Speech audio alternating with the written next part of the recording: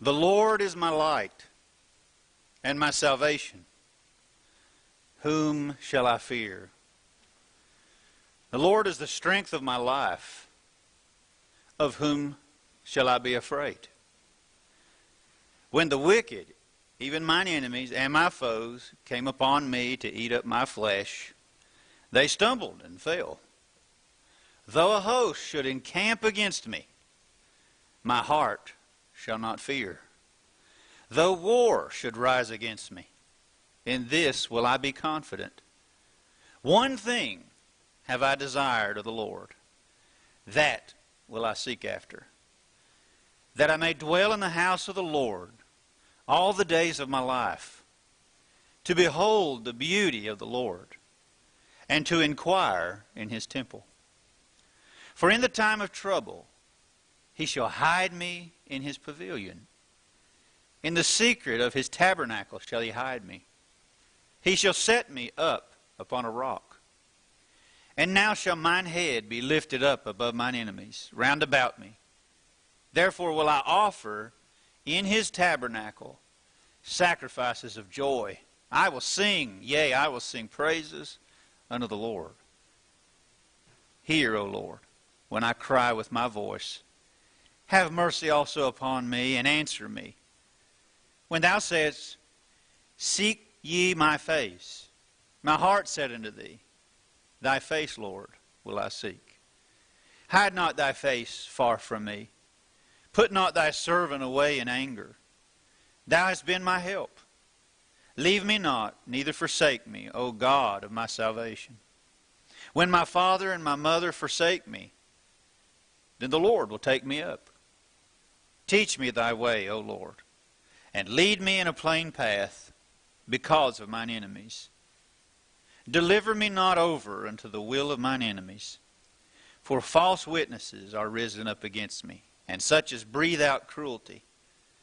I had fainted, unless I had believed to see the goodness of the Lord in the land of the living. Wait on the Lord. Be of good courage, and he shall strengthen thine heart. Wait, I say, on the Lord.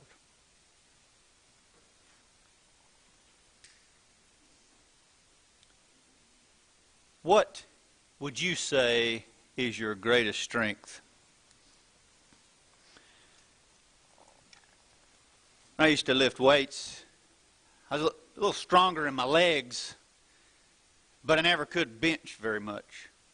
I'd see these other guys benching, pretty good amounts.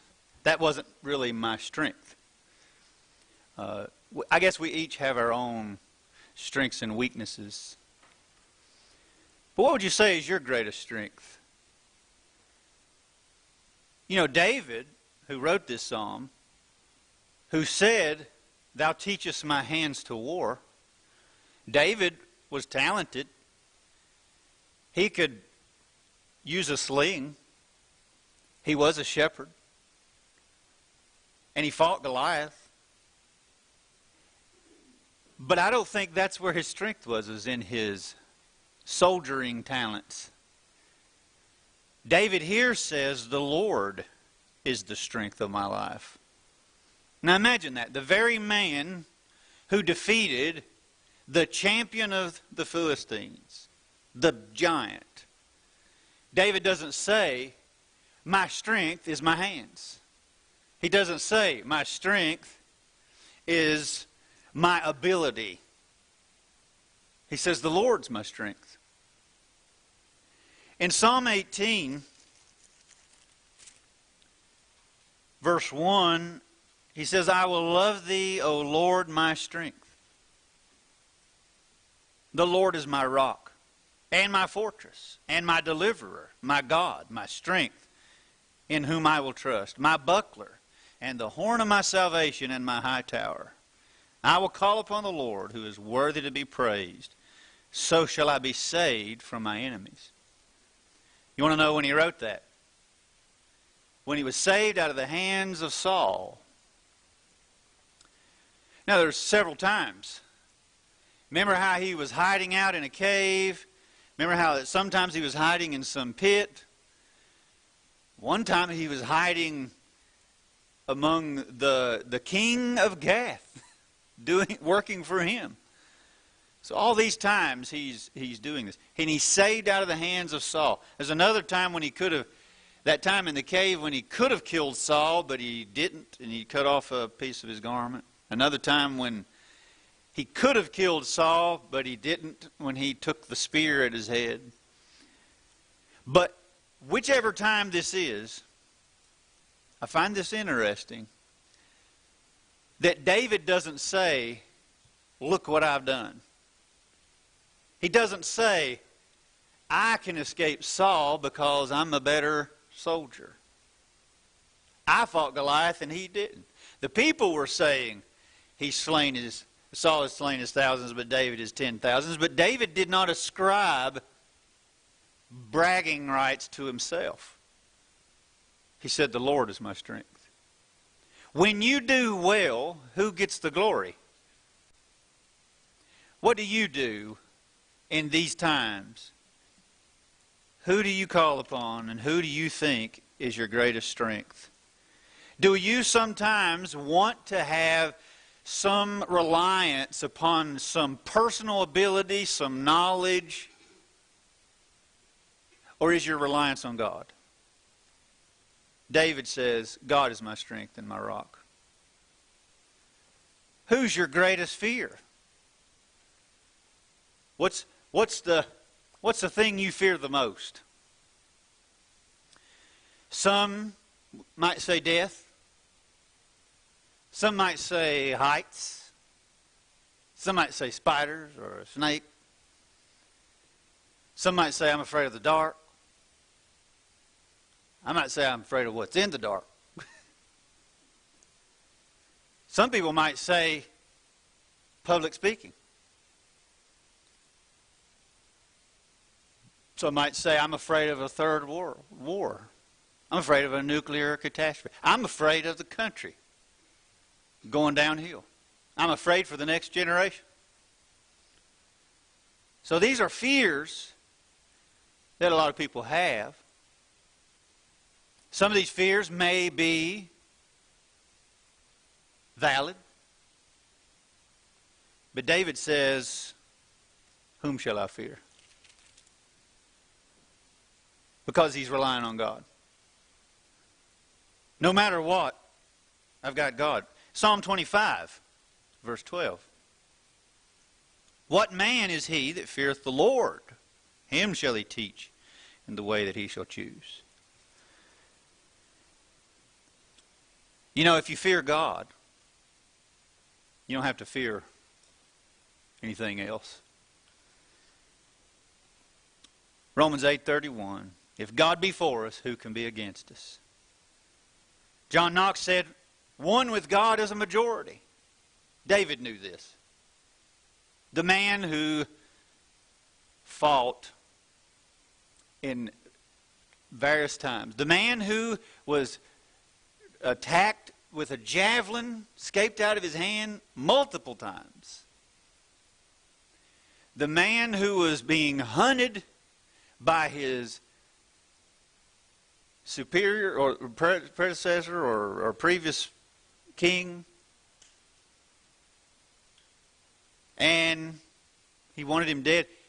The man who said, there is but a step between me and death. That man said, whom shall I fear? That man said, I will fear no evil, for thou art with me. Psalm 23 and verse 4. When you have God, there are natural fears. But when you fully trust God, all those fears dissipate the more you rely on God. If you could choose one pursuit in your life, there's only one thing, what would that be? On your epitaph, on your tombstone, if there was one thing that you could say that was most important to you, what would you say that was? If you could be granted one wish, if there was such a thing as a magic lamp, but you only get one wish, what would you say you would choose? David said, I choose the Lord. Verse 4, one thing have I desired of the Lord, that will I seek after, that I may dwell in the house of the Lord all the days of my life, to behold the beauty of the Lord, and to inquire in his temple.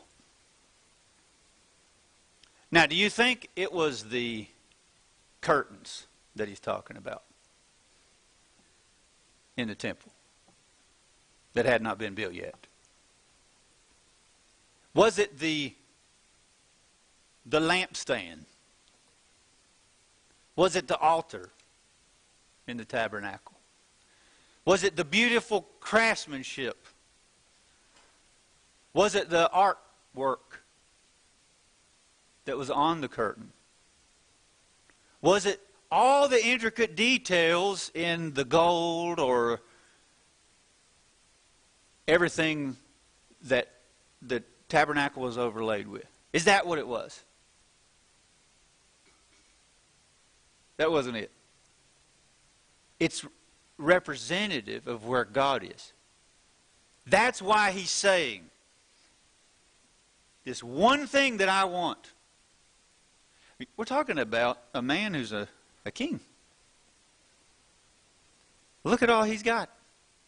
He's got all the wealth at his fingertips. He's got servants. He's got education. He's got counsel.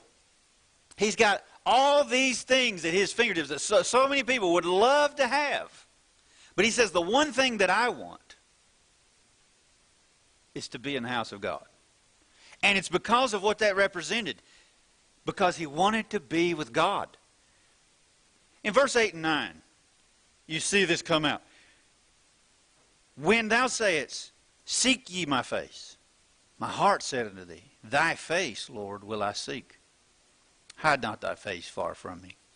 Put not thy servant away in anger. Thou hast been my help. Leave me not, neither forsake me, O God of my salvation. It's all about being near God. There's several times all throughout the Psalms where David says, be not far from me. Why? He wanted to draw near to God. He wanted that close relationship with him. He wanted to be near him and be with him. That's what it's always been about for David. Is that what I want? What's my first thought when I wake up? What's my last thought when I go to sleep? What do I think about during the day? When I have free time? What am I daydreaming of? What am I wanting? To David, it was to be in the house of God. In Psalm 23, verse 6, and I will dwell in the house of the Lord all the days of my life. In Psalm 5, in verse 7,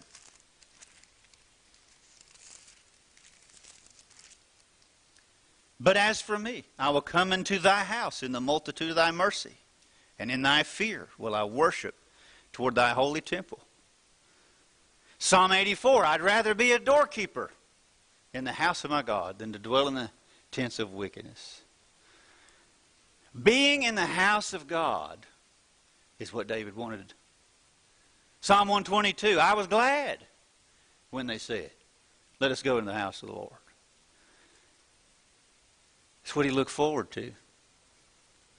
What do I look forward to throughout the week? Come tomorrow morning. What am I going to look forward to? Is it getting back to work? Is it seeing family? Is it what I'm going to accomplish in these goals? Not that it's wrong to look forward to any of those things. Is it the vacation I'm about to take? What is it? Is it a child coming? A grandchild? Is it seeing somebody I hadn't seen in a while? You know, a lot of things could be exciting, looking forward to. But what stirred up David was not getting back home in his palace in his nice kingly bed. was not where it was at. It was being in the house of God.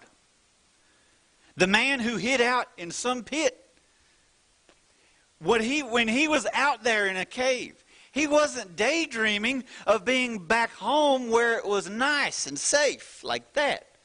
What he was daydreaming of was being with God. Where is my heart? What do I want the most? He wanted access to God. Jesus gives us that today. We have access to God by the grace that we have. If you could pick your dream vacation destination or retirement destination where you could live the rest of your life, pick one place on this earth that you could choose, where would you pick? Some might say Hawaii's nice. The temperature stays pretty. I hear the temperature is nice all year round. Some people want the variation of the seasons, but maybe not too severe. Some people it's mountain. Some people it's sea. Some people it's a little of both. Some people it's flat. Some people it's where the economy's good. Some people it's where you have a land of freedom.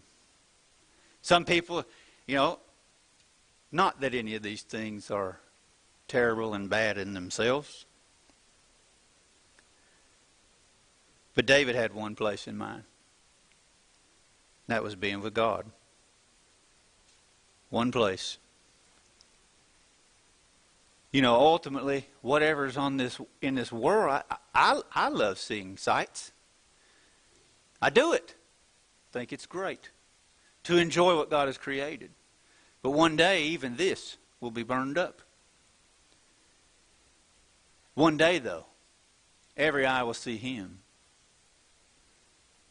And it's going to make a difference whether or not we're ready to be with Him or whether He'll say, "Depart from me, I never knew you." I don't want to be away from God. I've said it before, I'll say it again, that I think that's the scariest part about hell. Above the torment, above the darkness, above the fire that shall never be quenched, and the weeping and the gnashing of teeth, and the worm dies not, and where the beast and the false prophet are, and every evil, vile person that has ever existed will be. The scariest part is to be without God. But the best part of heaven is not the streets of gold. That's nice. It's not where there's no more sorrow, no more crying. And that's something I think He gives us to look forward to. But it's not that. It's being with God. And that's what David is longing after. What's your safest place to hide? As a kid, grew up in an apartment complex. There's lots of kids there. So in the summer, every night we played hide and seek. I like playing hide and seek. I would dress up in all black. So in the dark, about 30 yards away, I could lay down in the grass, and it was kind of fun. They wouldn't even notice I was there.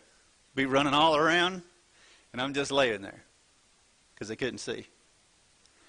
But sometimes I'd find some spot where they'll never find me. Instead of coming out and running to the base like you do, what I would do is I would hide there and stay there.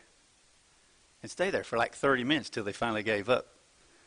And they all went inside. You got hiding places. When I was selling real estate, there was one guy who had this really cool fallout shelter. You go down into the basement, go into a closet, push on the wall in the closet, opens up, goes back in there, and he's got this place in case he ever needed to hide out or something in there. And then he could move that wall back. Nobody would ever find him in there. Nobody would ever guess to move that panel out of the way. I've known people to dig a hole in their yard, put a shipping container down in it, and then they'll have some kind of little place you can go in case there's some disastrous situation. Put a bunch of stuff in there. Prep and stock it full of whatever you need. You could live pretty good while down there. Maybe even have some batteries and some other survival things to make sure you can connect with help if you needed to. Maybe a ham radio or something like that. People prepare. Some people do other things in order to hide and prepare. When I was selling real estate, a lot of times in the South, in the mountains, quite frequently, somebody would come to me and say, I'm choosing to live here because I think there's going to be this disaster coming, and I think this is the safest place on earth to be. Like mountains. That happens like in Scripture, where some flee to the mountains. Some people have different things that they think makes them feel safe. Some people do all kinds of things to make them feel safe. You get enough cushion in your bank account, would you feel safer? There's all kinds of things. But where do you hide? If there was a war that broke out, where would you go? Where would you hide? Some people will remove trees near their property because they're afraid a tree might fall on it. You think of things that could happen. That's not necessarily wrong with preparing with some things. I'm not picking on anybody who tries to do things in preparation for something to try to increase their chances of safety. But you know what? At the end of it, my dad used to say, if God wanted a tree to fall on that house, it'll fall on that house. I mean, it doesn't matter where you put your house, where you go, if you don't have God's protection, it doesn't matter. You can put a lock on your place. You can put a security alarm. You can have the best system. There are banks that have really high-tech systems. There are jails that pride themselves as a maximum security. I visited inmates at a county jail, and then they built this new county jail, and they let you come and tour it. So I went, because I wanted to see what it looked like before they put all the inmates in there. And they let you move around. And they were showing you all the features. How you go through this, you got to go through this checkpoint, then this corridor, and then this one. And they were showing all of these things about it and saying it'd be virtually impossible for somebody to escape. And the very first day, I go to visit the inmates. They won't let me in. You want to know why? Because the men are on one side of this thing and the women are over on the other. And somehow, I guess one of the women found a vent of some kind, went over to the men's side. And they had to do a lockdown on the very first day. How do they do this? I don't know. I mean, why do people break into things that you think is unbreakable? People look for all kinds of means of security and safety, but I'm telling you, safety is of the Lord. Where can you go? Where can you hide if you don't have God's protection of your soul? In Psalm 33 and verse 17, it says a horse is a vain thing for safety. There are times where the people of God would want to know how large is our army. David got in trouble for that, remember. He wanted to number the people. Wouldn't it make you feel a little safer to know, okay, I've got a larger army than this country that might attack us? Would it make you feel safer if you thought America had a better nuclear situation than another country? Or we had some means by detecting, if there was going to be an attack. Would that make you feel safer? Maybe you sleep a little bit better at night?